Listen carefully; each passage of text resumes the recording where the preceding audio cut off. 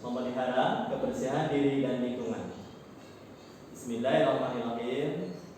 Assalamualaikum warahmatullahi wabarakatuh. Selamat siang anak-anak. Selamat siang ayah bunda yang ada di rumah.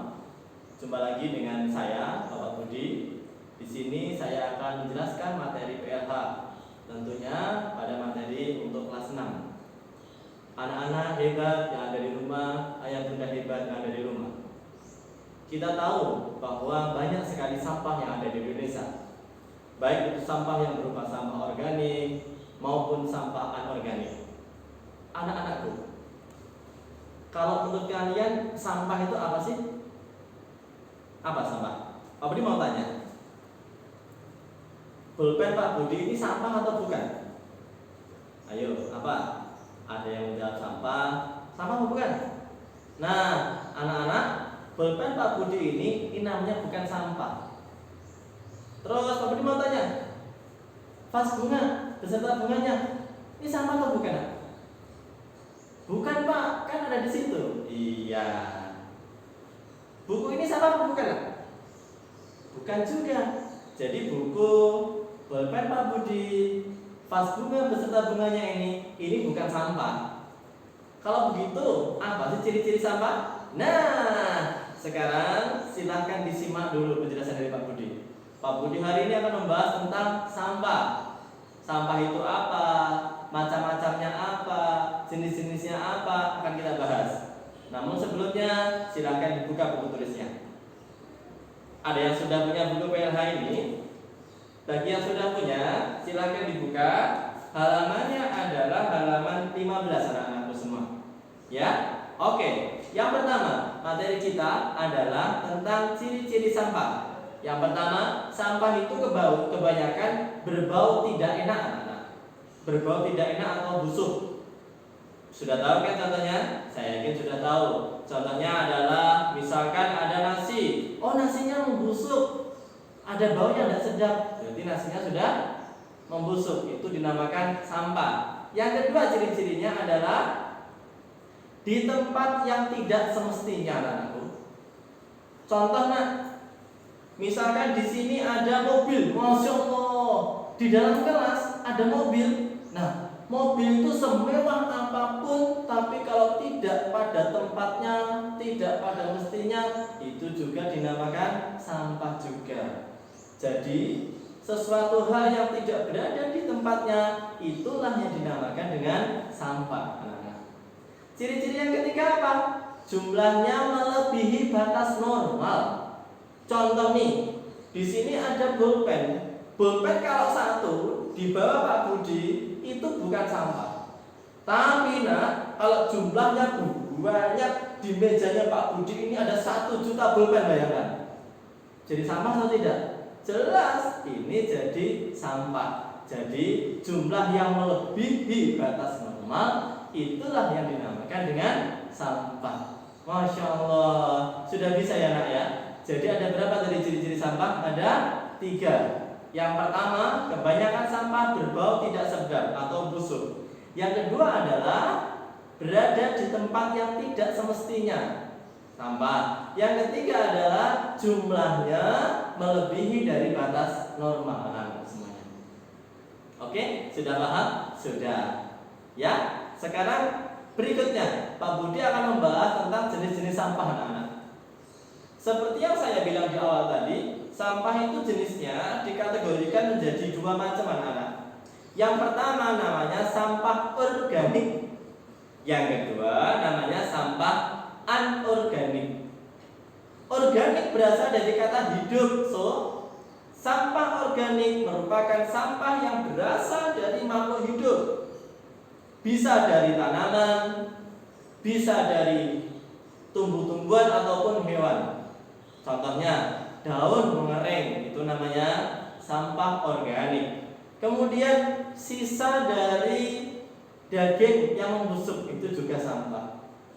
Intinya sampah organik itu adalah sampah yang berasal dari makhluk hidup dan dia bisa membusuk atau bisa diuraikan.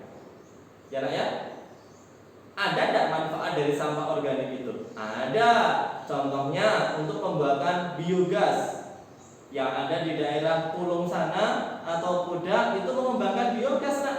Jadi kotoran sapi, kotoran kerbau mereka simpan, ditampung dalam sebuah wadah. Nah, di situ diambil biogasnya, bisa untuk pengapian, luar biasa. Yang kedua ada namanya sampah anorganik, nak. Sampah anorganik, an itu artinya tidak organik, artinya hidup. Jadi anorganik berasal dari sampah yang bukan dari makhluk hidup. Ada enggak? Ada. Contohnya nih, saya lihatkan. Ini adalah contoh yang berasal bukan dari makhluk hidup. Dia berasal dari plastik. Jadi sampah-sampah yang berasal dari plastik merupakan sampah anorganik. Selain dari plastik ada enggak? Ada dari plastik. Kemudian ada yang dari besi, ya. Ada yang dari karet. Nah, itu merupakan sampah anorganik. Sampah-sampah tersebut ada yang masih bisa didaur ulang, ada yang tidak bisa didaur ulang. Ya, nak ya. Dan itu tadi dua jenis-jenis sampah, yaitu organik dan anorganik. Sudah paham anak-anak? Sudah.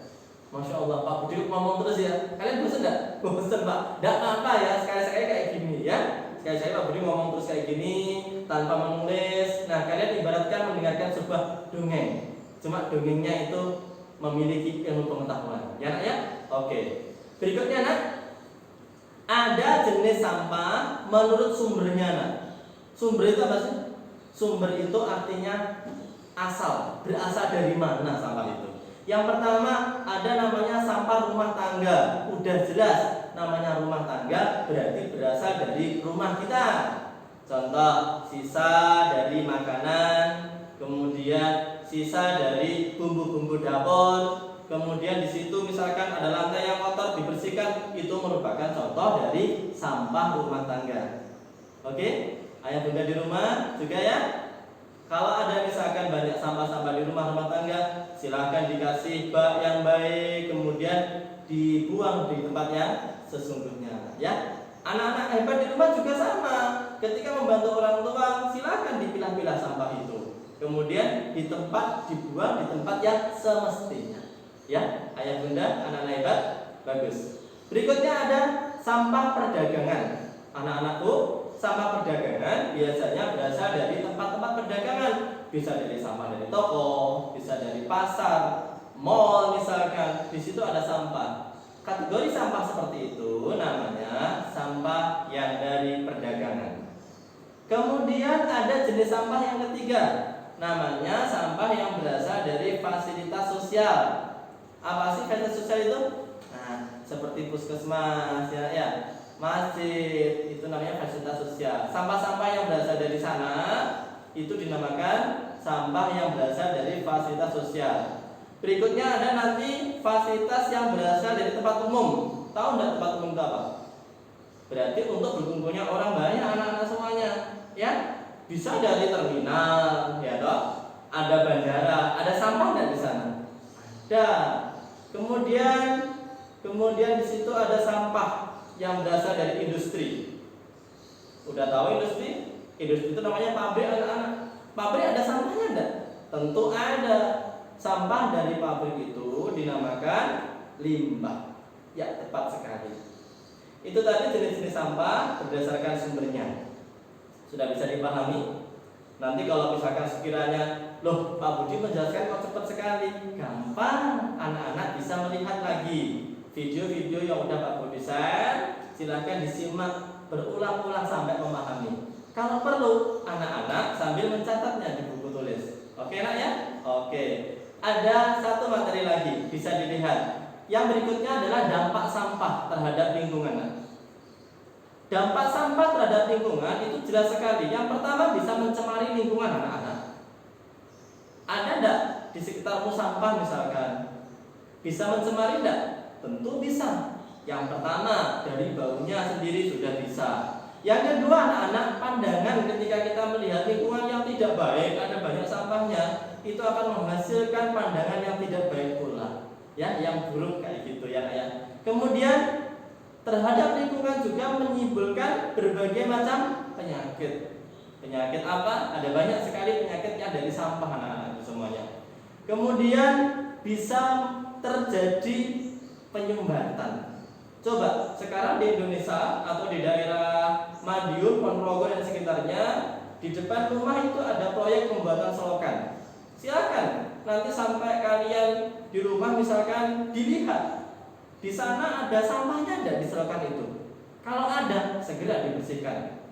Kalau tidak dibersihkan di selokan depan rumah itu, dampaknya akan sangat berbahaya. Mungkin di kita tidak terlalu merasakan, tapi ketika nanti jumlahnya udah banyak dan tidak segera diambil, bisa terjadi banjir, selokannya tersumbat anak-anak semua. Sekarang dampak sampah yang berikutnya apa sih, Nak? Dampak sampah berikutnya terhadap kesehatan itu sungguh luar biasa anak-anak semuanya. Apa contohnya, Nak? Ya, dampak sampah itu misalkan ada sebuah penyakit namanya penyakit diare, anak-anak. Pernah merasakan penyakit diare? Perutnya sakit, kemudian mohon maaf BAB-nya itu encer, itu penyebab diare, anak-anak. Sumbernya apa sih, Nak? Diare itu? Penyakit diare itu adalah sumber penyakit yang berasal dari bakteri, anak-anak. Kuman yang kita makan ikut bersama makanan itu. Kalau di rumahmu ada sampah, tidak diurus dengan baik, kemudian sampah itu misalkan bisa berterbangan, mencemari lingkungan, mencemari makanannya kamu makan itu kotor, udah itu sangat berbahaya anak-anak semuanya. Bisa menimbulkan berbagai penyakit, ada penyakit diare, ada penyakit kolera, ada penyakit tifus dan lain sebagainya. Nah, kemudian dampak yang kedua bagi kesehatan adalah munculnya penyakit demam berdarah. Lupa tanya, demam berdarah kan berasal dari nyamuk. Betul, anak-anak. Walaupun berasal dari nyamuk, nyamuk itu mudah hinggap pada tempat-tempat yang kotor, tempat-tempat yang ada sampahnya. Sampah tidak segera dibuang bisa menjadi sarang nyamuk, anak-anak. Kalau di situ ada nyamuk mengandung nyamuknya jenis nyamuknya Aedes aegypti itu, dan dia membawa bibit demam berdarah, ngentut, apa namanya, Nak?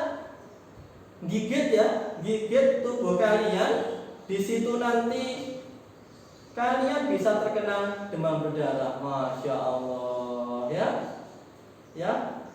Naudzubillahi min dzalik. Makanya kalau ada sampah segera dibersihkan. Ya. Berikutnya dampak terhadap kesehatan adalah munculnya jamur, anak-anak.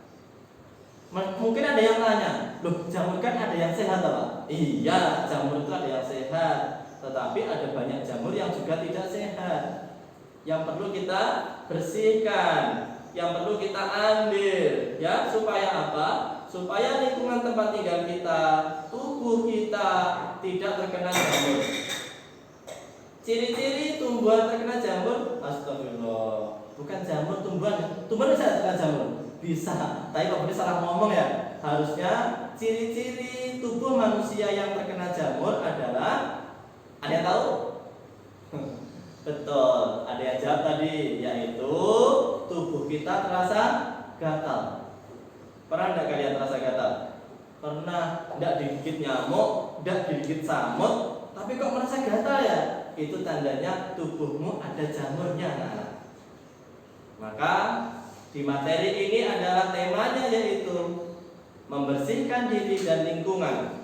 Bersih diri yang baik, tubuh kita sabun dengan baik, sehingga dampaknya adalah kita sehat, jasmani kita dan lingkungan kita juga akan sehat.